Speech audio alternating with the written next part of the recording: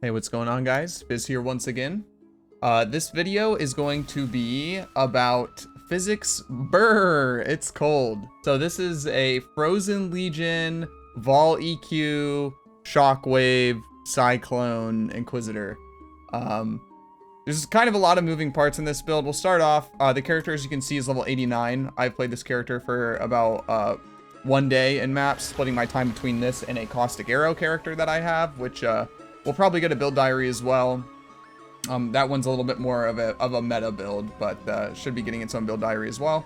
So we'll start off here. I'll do a map showcase, and then we'll break down all the working parts.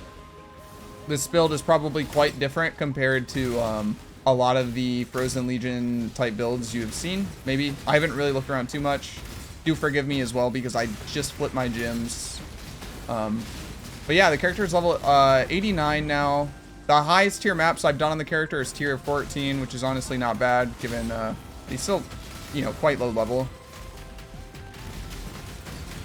So right now we've got I just got a 5 link on my Frozen Legion, and I am running a pseudo, like a double 4 link setup on my clear. So my Cyclone, which is basically my Shockwave. I have Cyclone and Vaal EQ in the same links in a 5 link, so they're both using 4 links. That's kind of the link situation. I'll explain why and everything when we actually get into the way the build works, but for now, this is just a T9 map showcase. Primordial Pool is like a pretty easy run through, kind of showcases, you know, the good parts of the build. We'll kill Malachi here and then be on our way.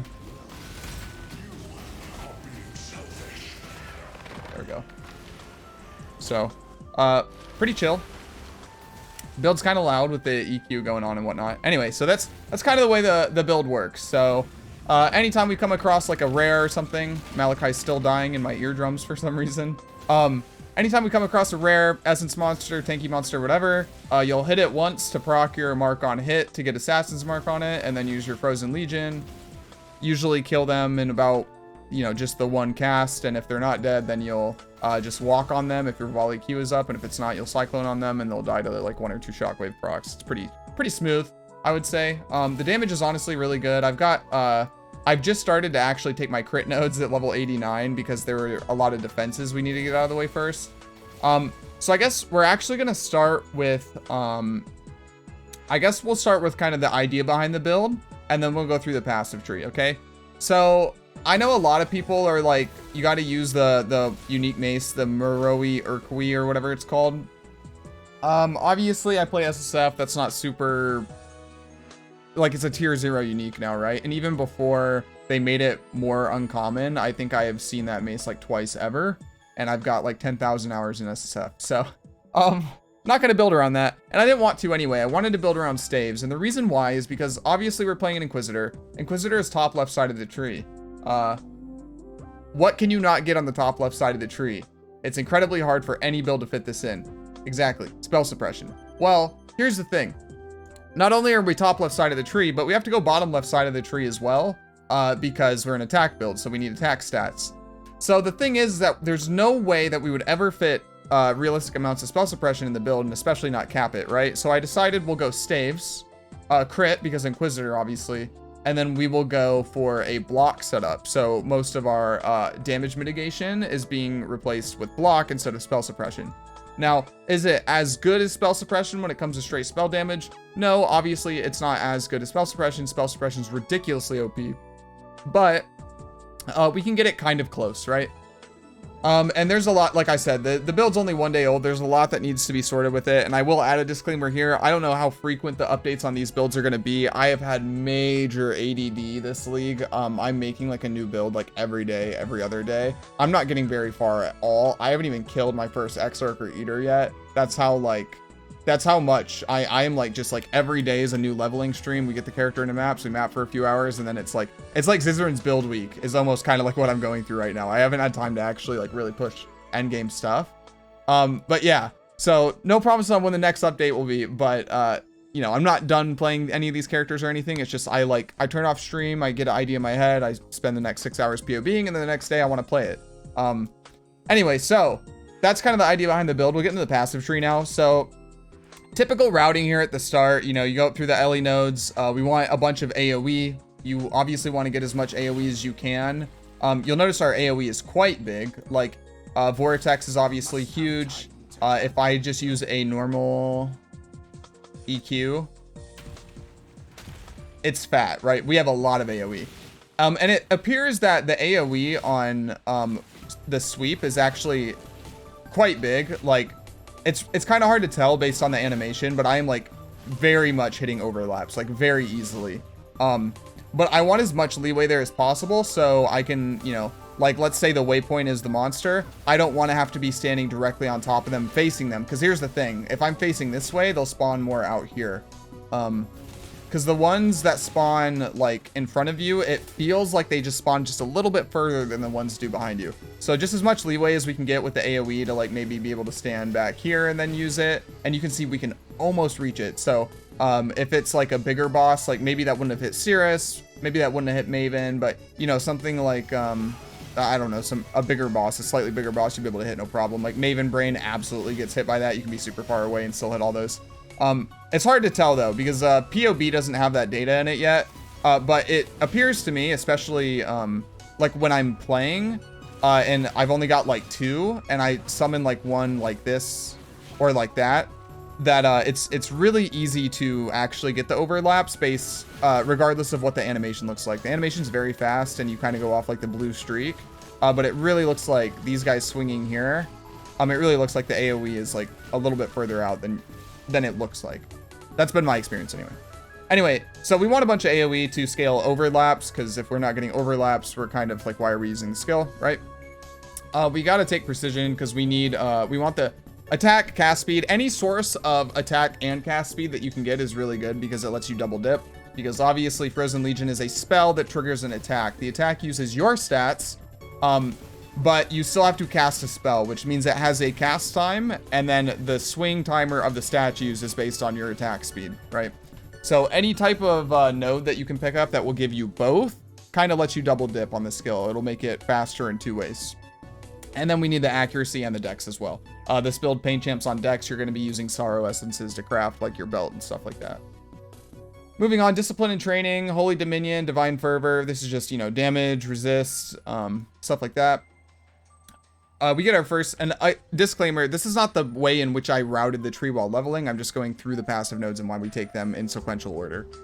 So Steelwood Stance, this is just a staff block node. It gives a good amount of block. It actually gives a decent amount of increased damage. And 800 flat armor if we've blocked recently. That's really, really good. Like, if you look at my chest piece, that's double the armor of my current chest piece that I'm getting for free all the time. Now, an endgame chest piece, it's basically like having a second endgame chest piece on. That's effectively how that would work. It's a very, very strong node. Moving on from there, we have Devotion with your typical 2 life masteries that you'll be taking on every build, which is 10% increased max life and plus 50 flat. Moving on from there, we have the Staff Cluster Wheel. Very, very good here. So we get Power Charge on block, which is okay. It's good before you quality your Assassin's Mark, but not really. You don't need it after that. We path up the bottom side here because this gives block, and the top side only gives 15% increased damage per, which is kind of whatever. On the bottom, you get 3% attack and spell block per travel node. That's very good. So the notable here is 6% each. And then once you start moving in towards the top side, you get the crit nodes. So the minor nodes give you crit chance. Counterweight's a really strong node. It's 30 crit multi and 60 crit chance. And then Smashing Strikes is very good. So I actually took this really early on while leveling. I think like Act 7 or so. Even when I didn't really have much crit. Simply so I could have some endurance charges most of the time. That's kind of how the build shook out, right? So 10% chance to gain an endurance charge on melee strike. You will have 100% uptime on this basically while you're running through the map, and you're, you know, you're volley queuing everything. You're going to get endurance charges from that. And then when you're bossing, you're only using Cyclone, which, you know, hits a million times a second. And, we get 20-second duration on all of our charges, which removes the possibility of, extended downtime dropping off charges or bad RNG dropping off charges. So that's really good there. Also gives some more good chance. So we'll path up here. I took this passive, this jewel socket early, simply because the life is good, but I just needed help capping resist because of the way my gear is currently. Pretty bad RNG with crafting some of my gear is pretty pain champ. So Took this early. This is 20, 32, 44% resistance total with a life roll. Very good, Jewel. Up from there, Sovereignty. You guys already know this. Mana Reservation Efficiency. It's a must-have. It also gives us increased effective auras. From there, Purity of Flesh is just a life node. Also gives us Chaos Res. This is where we're getting our second life mastery. And then pathing into Safeguard, which is a bunch of Ellie Res and Spell Block. Very good node. Moving on from there, you can take Blunt Trauma and one with the River early. I took one with the River before I did my Uber Lab, because obviously once you get Uber Lab, you don't care about resistances anymore. But until then, the Ellie pen that this gives is very much felt. You feel it a lot. Blunt Trauma is pretty good. It is probably, I would say, the weakest of the crit nodes on staves, but you can absolutely path this early, especially if you're having issues with accuracy. What you can do instead of going up both sides here is you can give up 4% Ellie pen, path up the right side through the accuracy, and then get one with the River, which is still 30% increased damage and 5% pen, which is pretty strong.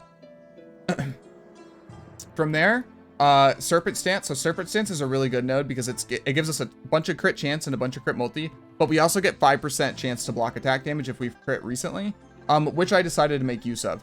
So the last Inquisitor I made, I was using a Maelstrom Staff just to maximize block chance. Ultimately, I decided that I would rather have 0.5% higher base crit chance on my staff and make it easier to cap my crit chance because of changes I've made to the build, which I will detail, in a minute. But I took the hit of going from 25% chance to block on the implicit down to 20%.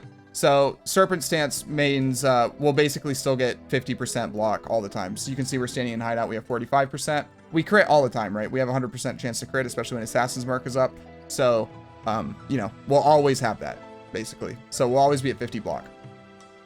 Up here, Enigmatic Reach, and it is like tier 1 node for this build. The two travel nodes here give 24% increased AoE, which is really good. And then the final node here is 9% AoE because we get 3% AoE per power charge, and we use 3. We don't scale the max amount of power charges. So we get 9% there. So it's 24% from those two and 9% from the final node, which puts us at 33% increased AoE for 3 passives. Very, very good. As well as it giving us 10% attack speed and cast speed while using a staff. The funny part here is the wording, how it says 10% attack speed with staves, 10% increased cast speed while wielding a staff. It's kind of weird the way they worded that. Staves is the plural form of staff. So it's just, I don't know. It's just weird. Anyway, so then again, that allows us to double dip. So we get the cast speed and the attack speed for Frozen Legion. And then the staff mastery, sadly, the only one that's really worth taking is 30% increased defenses while wielding a staff. Now this node is very strong. 30% increased defenses for 1 passive point is very, very good. Unfortunately, I really wish that the recover life in ES, every time I've done a staff build for the past like year and a half now, or year, I would say, since they added masteries, I really wish it wouldn't be broken at all if the staff mastery just gave you 2% of life in ES on block. But cutting that node up into 2% life on attack block and 2% ES on spell block is like really just, it makes it so bad. It wouldn't be broken at all if it was just 2% across the board for any type of block of life in ES. It would make it worth taking. It wouldn't be overbearing. Doing a life on block shield would obviously still be better. But, they wanted it to be bad, so we don't click it. Now moving on here, this is a very important part of the build. We'll cover Cruel Prep first. This is just life and resist. Disciple of the Forbidden. So why do we path this? Well, one, this allows us to very easily permanently sustain power charges while mapping, but it also does some other things. So it gives us crit multi per power charge, right? We also get a bunch of mana regen from this, which is big. We do need mana regen because, again, in this build, we don't have mana leech. The only way to really get mana leech on this build is to path all the way over here, or fit in cluster jewels. And I did, in POB, try to fit in cluster jewels, but at the end of the day, it wasn't worth it. It compromised too much of the character's defense. So we're obviously not going to path all the way over to Zimbabwe. So we deal with that by getting a mana regen. And the other thing here is, again, it allows us to fully sustain power charges while mapping, no problem. And we get the charge mastery. And this is huge. This is the biggest reason that I went over here over everything else. 100% increased charge duration means we get 20 seconds on frenzies, endurance, and power charges. Now, like I said before, it removes the possibility of having really, really bad RNG or extended downtime and dropping charges on endurance charges and power charges. And we've already covered how we're generating those. On single target, our assassin's mark is qualityed, right? So we get 5% chance to get a power charge on hit with a 20-second duration, and our cyclone hitting a million times a second. Yeah, 0.19. Yeah, it's no problem. And that's shockwave procs as well too in there that are hitting. So obviously no problem with sustaining charges.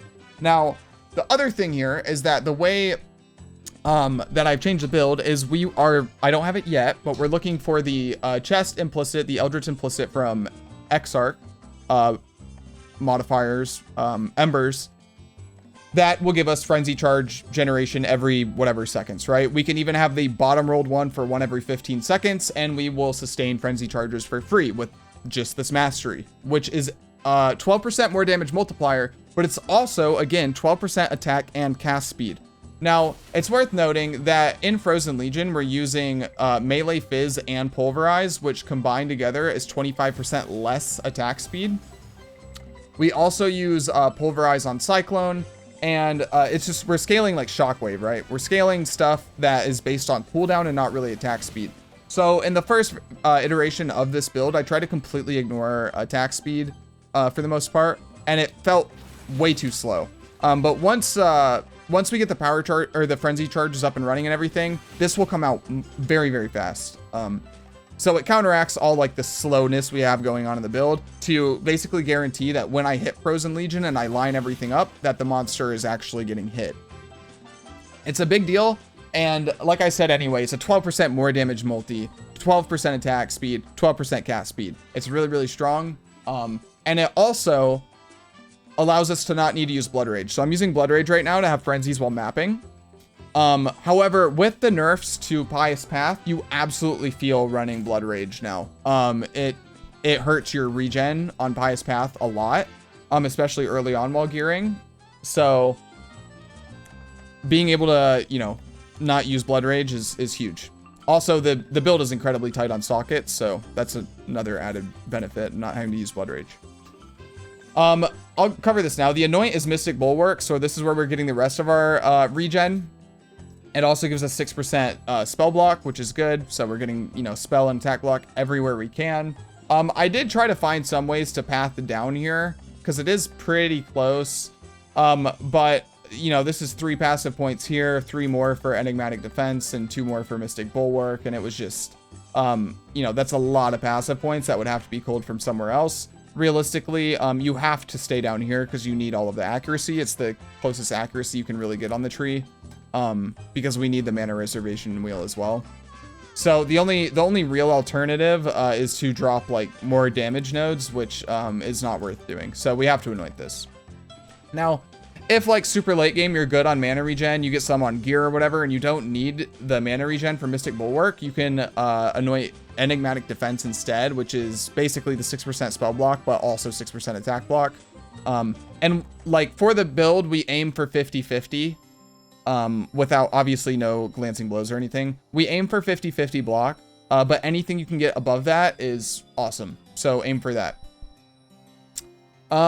From there, we're pathing down now. You can see I'm in the middle of pathing towards disemboweling. So like I said, I'm just getting all my crit nodes now pretty late.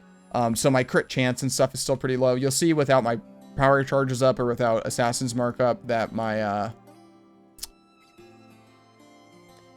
crit chance is 58% right now, which is, you know, honestly pretty low. 390% crit multi. So we still got to take crit nodes. Still got to take Bloodless. A lot of stuff you want to take on the build. We fit in Hardy as well. Again, due to the Pious Path nerfs, I feel like Hardy is like absolutely mandatory. I fit it in the build and it improves your defenses so much. I really need to get more ES. Also need to spend the 1-pointer on Divine Shield. Before I had like no ES on any of my equipment, so I didn't really worry about it. But now I'm starting to get some ES, so I should be clicking Divine Shield soon. From there, Barbarism, Life and Res, Juggernaut, Life and Armor, with the Armor Mastery for Determination, Mana Reservation Efficiency. We path through to Steadfast. So originally I was using Fortify is one of my links on the Cyclone Shockwave setup. Fortify doesn't really do anything for Shockwave. It gives it no damage, basically. So it was a dead link, and I noticed that I was having trouble sustaining Fortify. So the 30% increase fortification gain from this first node here, and then the 2 nodes here that give 80% increased duration, and then Steadfast itself with the Mastery giving us Fortify, feels immeasurably better while mapping. So we get 21 Fortify, and it has an 11-second duration, which is really, really comfy. 11 or 12-second duration. That means, like, while running through maps, you can, like, move between packs and it won't fall off. You're able to get Fortify, like, a lot easier on, like, Essence monsters and stuff, where the previous iteration the build was struggling on Essence monsters due to the extra, you know, fortification gain. This node feels amazing, and it allows us to use an extra damage support to get a lot more damage out of the Shockwave setup. Moving on from there, Champion of the Cause. This is just aura effect and mana reservation efficiency, very important for the build. Soul of Steel is a bunch of armor, a bunch of res, and max res, and then Eagle Eye, which is very, very good for this build. It's a bunch of accuracy and crit chance. Now, in the final POB, you need the Precision Mana Reservation Efficiency node, but I am not yet running Blood and Sand in the build. That's the final aura that you put in, and I'm not yet ready to transition into it, so I have not taken the mastery, but you will have to take that mastery at some point. Also, right now using proficiency because I need dex, because I don't have a lot of dex on my equipment. So that's currently the tree. Nodes that will be taken by the time the character is higher level is Sanctity, like I said, Divine Shield, finishing up Disemboweling, getting Bloodless, and that'll put you at like mid-90s. From there, you may be wondering, I took points out of Divine Judgment to fit in Steadfast. So as of right now, I'm hitting and sometimes freezing even like red map bosses. I've not tested it on T16 map bosses, but my weapon is still pretty bad. As you can see, it's literally a shrieking. In terms of like the actual damage Frozen Legion is dealing, it's a shrieking essence with bench crafted on damage. This is like really, really bad. The way I'm probably going to craft my endgame weapon is just hitting it with shriekings until I hit hybrid and one other roll, whether that's, you know, percent fizz or attack speed or whatever, and then just multi-modding on one of the fizz damage rolls that I'm missing, which would be attack speed or percent increased fizz, and then like crit chance, crit multi, whatever, to get the endgame weapon. Anyway, so like my weapon's still bad. I'm on a 5 link. I haven't taken my crit node, stuff like that. So I'll have to see. Because realistically, damage-wise, this path is not super good. This, like these nodes, right? Because this is 3, 4, 5 nodes that you're spending, and the damage is less than what you could get for pathing other things, like the staff nodes up here. However, the reason that you would take this is for the increased effect of non-damaging ailments. You get 40% from the mastery and 20% from the travel node here. That's 60% total. This would give you stronger shocks and, more importantly, stronger chills. So if you're not hitting max chill on enemies, you know, due to heat shiver, this, you know, we're getting a bunch of damage from chilling things. You need to fit this in, and I don't know if I need to force that in or not yet. For pinnacle bosses, you almost certainly will want to. So yeah, I'm not sure how I would fit that in. Maybe you would get rid of Amplify or the damage nodes. I have Holy Dominion taken out in the final tree as well. Maybe you could take out Sanctity if you're okay with losing the armor and the life regen, though with, like, again, the nerfs to Pious Path, getting life regen on the tree, you really feel it. But maybe that's how you could fit it in. I haven't really played around with that yet because it's not the, you know, it's not a obstacle that I've had to overcome yet, but something to keep in mind. Also, I do have a Glorious Vanity version, which has to be pathed down here. I covered this in my first Frozen Legion video before League start. You basically have to path down here for it, and you take Mind Over Matter. I don't really remember what I dropped to fit it in, but it was actually pretty comfortable. Yeah, but it was comfortable, and it wasn't that big of a deal. So Glorious Vanity will be in the build's future as well to really maximize our regen and our effective HP. So yeah, that's the passive tree. Now, moving on from there, we'll go through we'll go through the gear first, because Heat Shiver is important. So, you'll notice I got a decent lab enchant for precision mana reservation efficiency. That's okay.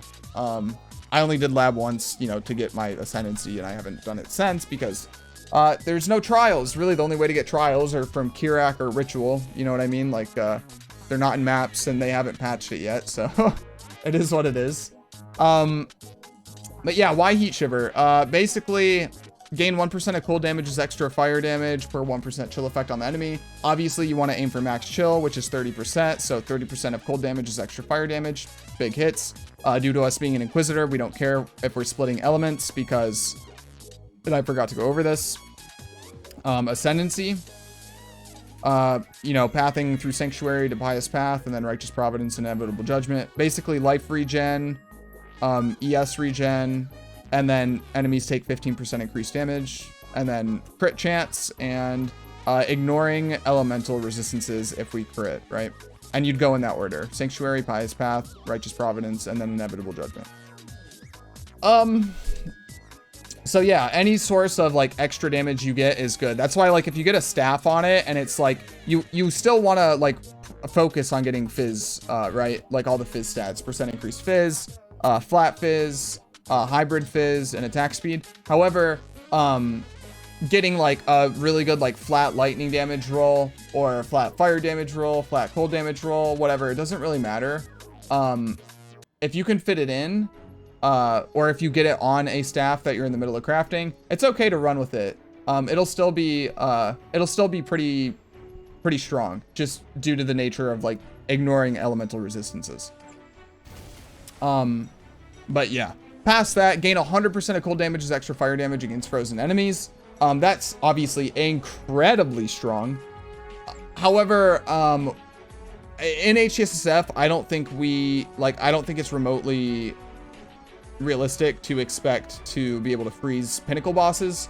Now you might be able to freeze T15 and T16 map bosses in a closer to endgame setup, but I don't think you're freezing a pinnacle boss. I did the math on this the other day, and you need to be hitting for like 3 million or something, which in a total Frozen Legion, obviously you're hitting well above 3 million. But the issue is that like the threshold has to be in a single hit.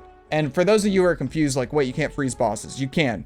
I think Zeri is the only boss that can't be frozen, but you can freeze bosses. They just don't get frozen. Typical PoE things. So when you freeze a pinnacle boss, they get 70% reduced action speed. So it's like a super effective chill, basically. They don't actually get frozen, but you can freeze them. The issue is that basically anytime you get less than a 0.3, I think was the duration. The way freeze works is that if you crit, you will always freeze. However, if the duration of the freeze is less than 0.3 seconds, the freeze is discarded and not rolled. I believe that's how it works. So you need to hit for basically 5% of their life in one hit or whatever on a boss in order to actually get the freeze to go off.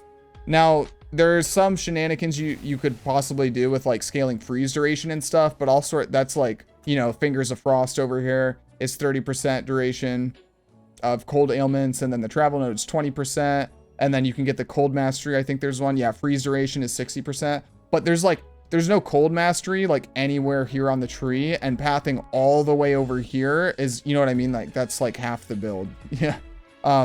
So there's not a way to realistically fit it into the build. So you'd have to be hitting for like 3 million in order to hit, you know, for like 5% of a boss's life and actually get freeze damage on them. So I don't think that's realistic. But for map bosses and stuff, yeah, no problem. May be able to do it on like the Guardians and stuff. Bosses who have like closer to like 30 mil HP, you should be able to freeze them and whatnot. But when we're talking like pinnacle bosses like Maven and Shaper and stuff, serious stuff with like 75 mil plus HP, you're not going to be freezing them. Just not realistic with like HCSSF like constraints. In softcore trade, I'm pretty sure you could easily be hitting that much. Because the thing is it needs to be 3 million from one hit of your statue, to be clear. Like one hit has to hit for over 3 million. Now, not all 6 of them, because it's based on a per hit. So each one of them would have to be hitting for 3 million, which means like if you're doing that baseline, you know, before you get the damage from Heat Shiver, you're killing like Shaper and like, you know, 3 or 4 full Legion casts, which is crazy. It's just too much damage. There's no way. Anyway, moving on from there, chest piece is pretty much whatever. We want, okay, so here's what we want. We want life, and we want percent increased armor and ES. That's what we want. We obviously don't have it on this, and it's a really low level base. It's a shitty base. You can see it's 290 armor and 60 ES. The reason I'm using it is because it had the fractured chaos res, and I just really needed to get my resistances in order.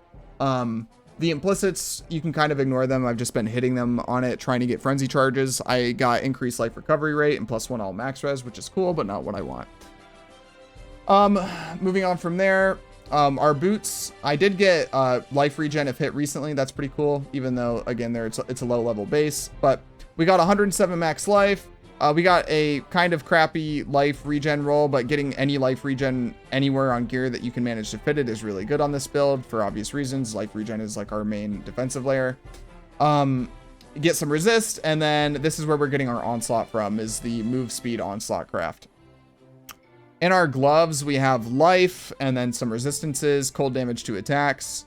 Again, I don't have the implicits that I want, but it is what it is. And then here's the thing.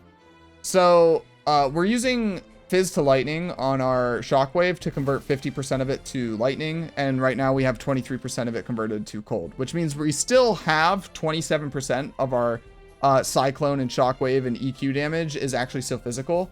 So the way that I plan to craft this end game is you would do either Ashling hits or Veiled Chaos Orb crafting.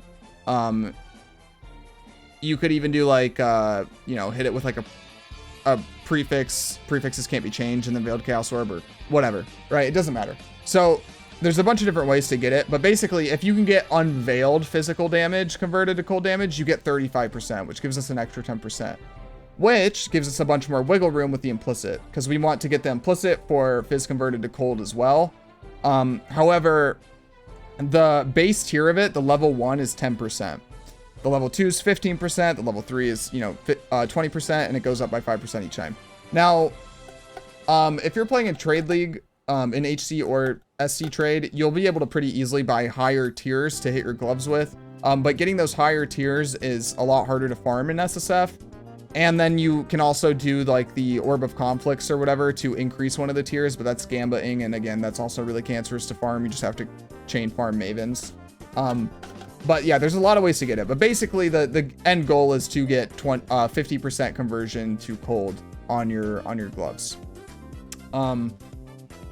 So whether that's getting the unveil or just bench crafting on 25% instead of getting an unveil, and then just getting a really, really strong implicit, whatever. The end goal is you need 50% conversion. So that's how we're converting it. Now, moving on from there, our belt is really whatever. Oh shit, I forgot to benchcraft life on this. So this should have life. It's okay. It's, you know, 2 resistance rolls, some flat ES, and then life as soon as I get that on there. And then, yeah, let's see. What do I get? Middle roll, whatever. And then the Abyss Jewel that I have in there is just accuracy, attack speed, and armor. Realistically, you would want a Murderous Jewel with T1 life, or not T1 life, excuse me, life, any life roll, and then T1 accuracy. It gives you a lot of wiggle room in terms of getting accuracy on other pieces of gear. So yeah, the accuracy roll is really bad. As you can see, it's a tier 3 roll that bottom rolled because it could have rolled 120, but it was just all that I could get at the time. Next up, this one ring is kind of whatever. It's life, resist. That's really all that's worth talking about on it. And then an open prefix for Elrayon Craft. In our amulet, it's life, ES, global crit, accuracy, attributes, mana regen, and open prefix for channeling. So our Cyclone is basically free. As you can see, it costs 1 mana per second or whatever, or per tick, whatever it is. So we permanently sustain it, no problem. Our other ring, this is a GG ring, perfect ring. This character will not be replacing this. So we got tier 1 life, tier 5 ES, an open prefix for our Elrayon Craft, tier 2 cold res, tier 2 chaos res, and tier 1 max roll accuracy rating. And you know what the funniest part is? I picked this up off the ground yesterday. Just mapping, I picked up a ring randomly, I ID'd it, and it just happened to be fucking insane.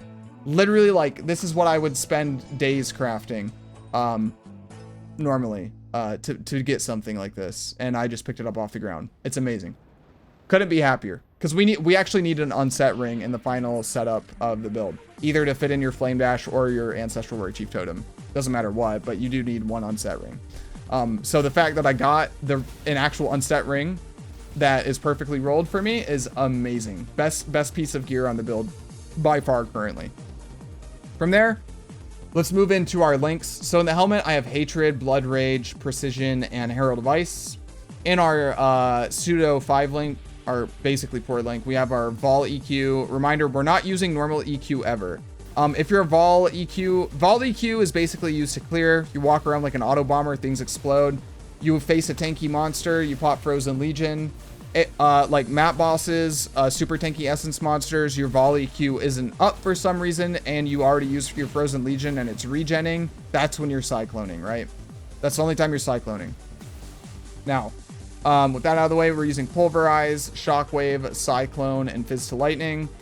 I did not flip my Shockwave, you'll notice, because you want to get level 21 Shockwave as soon as you can. Level 21 Shockwave reduces the cooldown further, and it also gives you an additional charge. Like, you'll see the cooldown time, it says 4 uses. You get 5 uses with a level 21 Shockwave. So it gets a lower cooldown and an extra use, which is huge. So that's why in my weapon swap, I'm just leveling up Shockwaves, because it's that big of a deal. And getting a level 21 Frozen Legion doesn't do anything, and we're probably going to be going for an alt-qual Frozen Legion anyway. Past there, we're using Cast Damage Shaken Molten Shell, Vortex with Bone Chill. This gives us strong chills and increases our damage on chilled enemies by the amount that the Vortex chills for. Mark on hit with Assassin's Mark, Ancestral War Chief, Determination, Flame Dash, and then Frozen Legion is linked with Pulverize, Melee Fizz, Increased Crit Damage, which I need to flip right now actually, and Elemental Damage with Attacks. Your final link will be Hypothermia. And again, yeah, so you can see that I just flipped my gyms, like level 13, level 14, required level 58, like they're pretty low. I flipped them last night, did like 3 maps, and then stopped streaming. So that is all of the links. I guess Flasks real quick. We're using Jade, Granite, Quicksilver, and Quartz. Basically increased armor, increased effective shock, increased crit chance, and reduce effective curses. With one reduce effective curse roll on a Flask, you're basically immune to curses because Consecrated Ground gives you reduce effective curses naturally. So you get one roll on one of your Flasks, and you basically don't have to care about curses.